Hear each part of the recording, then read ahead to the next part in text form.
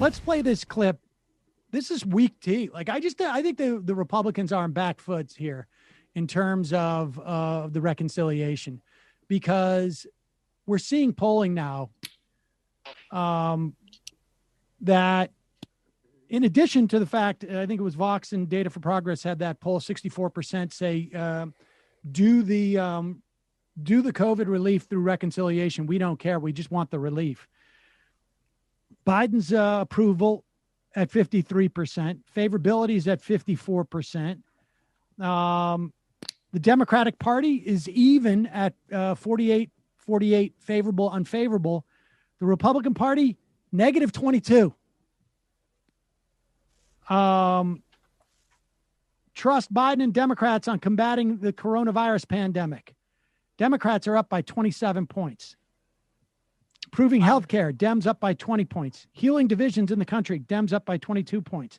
Like, I just don't think, here's John Cornyn trying to, and this is important insofar as, you know, the Democrats are sort of perennially nervous about public opinion and making it seem like they're too unilateral, or they're not negotiating, or that people want to get along. And the question is, do the Republicans have the ability to make this story about that? And I don't think so. Here's John Cornyn on the Senate floor trying to make that argument. I urge our colleagues not to go down this road. After all, you would have thought they learned a lesson now that the shoe is on the other foot when it comes to nominations and the filibuster.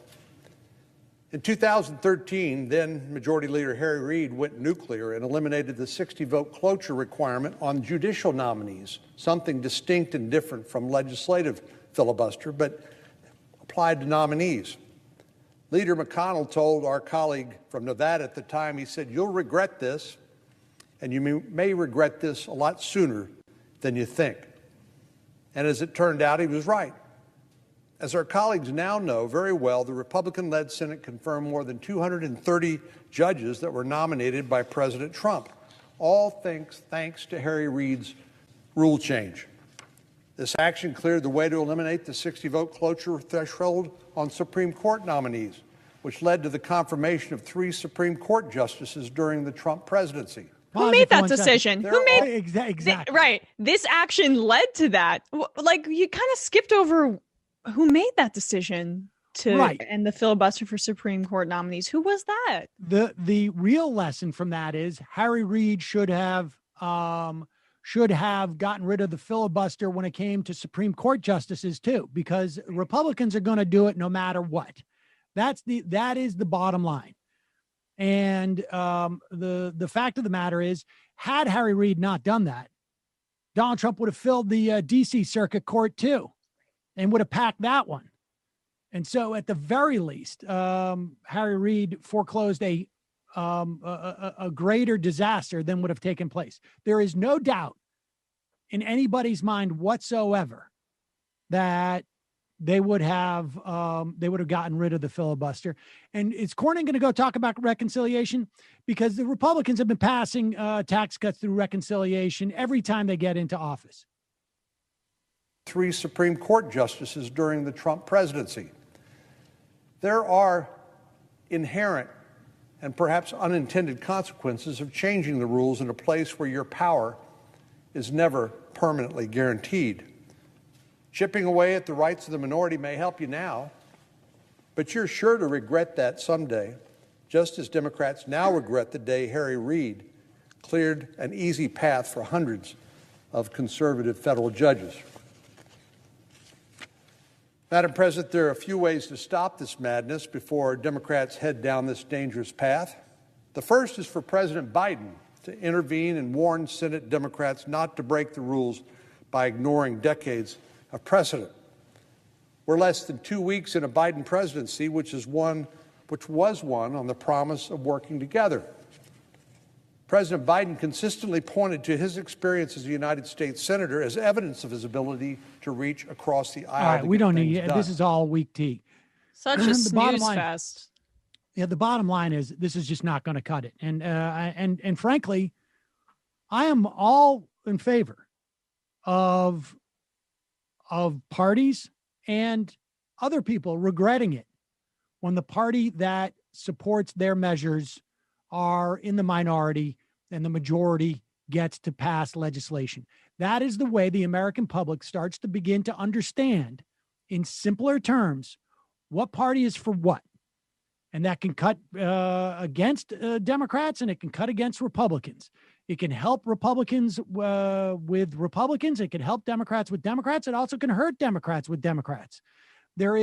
Everyone gets to see what the party's real intentions are instead of obscuring it behind some excuse that they need 60 votes as opposed to a majority.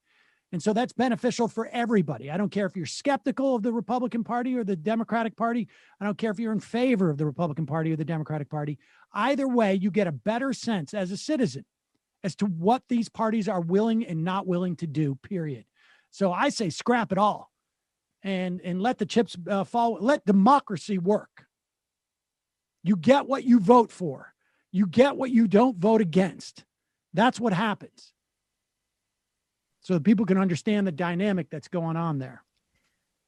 Well, I mean, the fear would be just a little bit more realized if the Republicans hadn't already exploited these rules to their utmost advantage. I mean, if both parties were playing by the same playbook and were playing by the same rules, okay, I can see operating in principle about this and being like, oh, I don't want if the Republicans win this, but that's not the case. What the case has been. The case has been the Democrats play by the rules of senatorial bipartisanship and the Republicans seize power when they can. So you have to respond in kind or you're going to be constantly taken advantage of.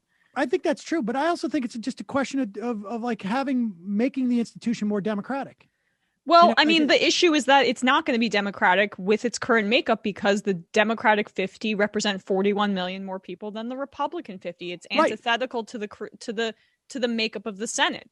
That's, why Montana has 2 senators and California has 2 senators. It's never going to be democratic. It's never going to be as democratic as we want it, but it can be more democratic. Unless we do Puerto Rican and DC statehood, which does not seem to be on the immediate horizon based on Joe Manchin and co.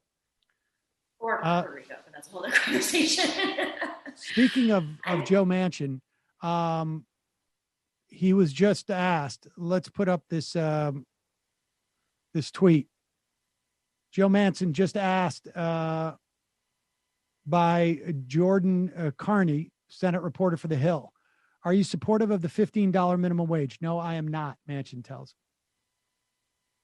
But what is so wrong with this man that he can't just maybe stay silent or say, it's a great idea. Let's explore. Let's put it through a committee because surely the voters of West Virginia support the $15 minimum wage. Can you just play a little bit of politics? Yeah, exactly. You got to raise your volume a little bit, maybe if you can on your end. Or bring the computer maybe a little closer. But yes, it is a failure to play any, it's not coming through the headset. May have to go into your Zoom controls preferences, but yeah, he's not doing any politics here. Although maybe he's basically he's realizing it's going to go to reconciliation. He's going to have to vote for it. Maybe he needs something else to come around on the $15 minimum wage. Maybe this is his, I'm not going to hold any grievances against Kamala Harris for coming to West Virginia and giving an interview. I'm not one to hold a grudge. But this is the way that he's articulating, I have a grudge.